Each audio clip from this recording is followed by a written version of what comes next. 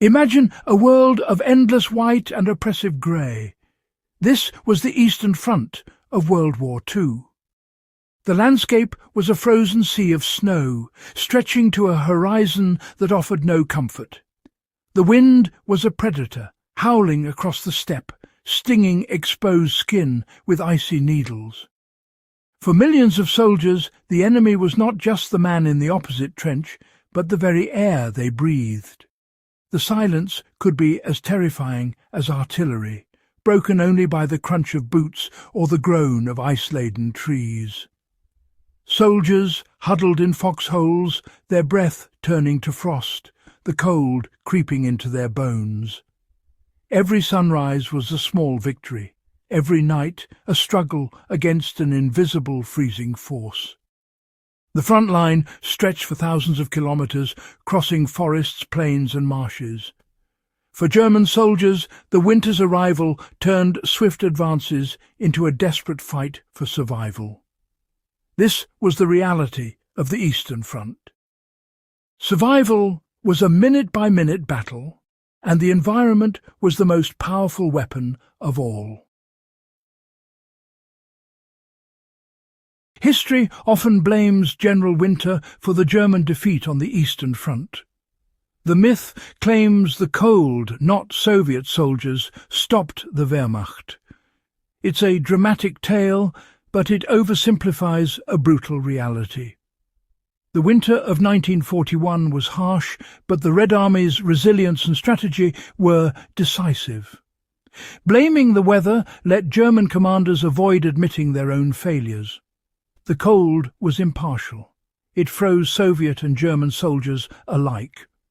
The Soviets suffered too, but they were better prepared, both mentally and logistically.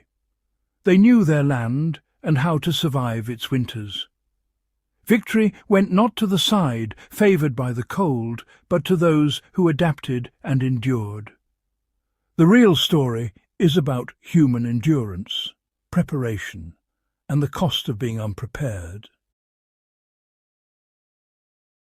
On the Eastern Front, technology became fragile in the cold. German tanks and trucks, so effective in the West, broke down as oil thickened and engines froze. Starting a vehicle meant lighting fires under engines, dangerous and slow. Weapons jammed as lubricants froze. Even the famed MG-34 machine gun would seize up. Soviet rifles, simpler and looser in design, kept firing when German weapons failed. Artillery and radios failed as fluids froze and batteries died, crippling coordination. Blitzkrieg tactics collapsed when machines wouldn't move and units lost contact. Soviet equipment, built for harsh conditions, proved more reliable. The cold taught a brutal lesson.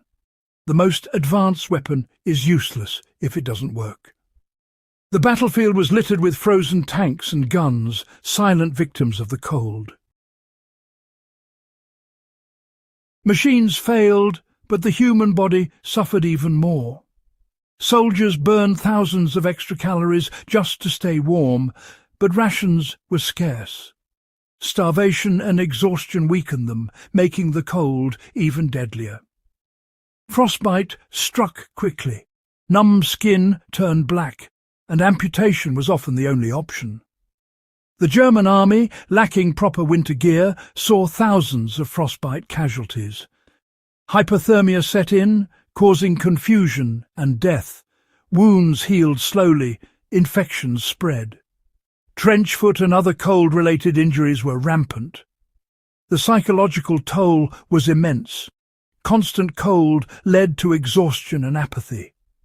In the final stages of hypothermia, some soldiers tore off their clothes, hastening their own deaths. The human body, for all its resilience, was not built for such relentless cold. Survival depended on luck, improvisation, and sheer willpower. The cold was an enemy that never relented. The Finns and Soviets turned winter into an ally through adaptation. Finnish ski troops moved swiftly through forests, striking Soviet columns and vanishing into the snow.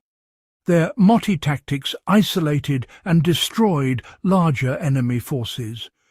The Soviets learned from defeat, issuing felt boots, padded jackets and fur hats to their troops. White camouflage made Soviet soldiers nearly invisible, saving countless lives. They were mentally prepared for hardship. Winter was part of their identity. Soviet logistics relied on horses and sleds when trucks failed. Knowledge of shelter building and fire-making kept them alive. Superior equipment, tactics and resilience gave them a decisive edge. Adaptation, not just endurance, was the key to survival and victory. For German soldiers, survival demanded constant improvisation. Standard uniforms were inadequate. Soldiers stuffed straw and newspapers under their clothes for warmth. Looting Soviet gear, especially boots and jackets, became essential. Shelter meant digging snow caves or huddling in makeshift bunkers.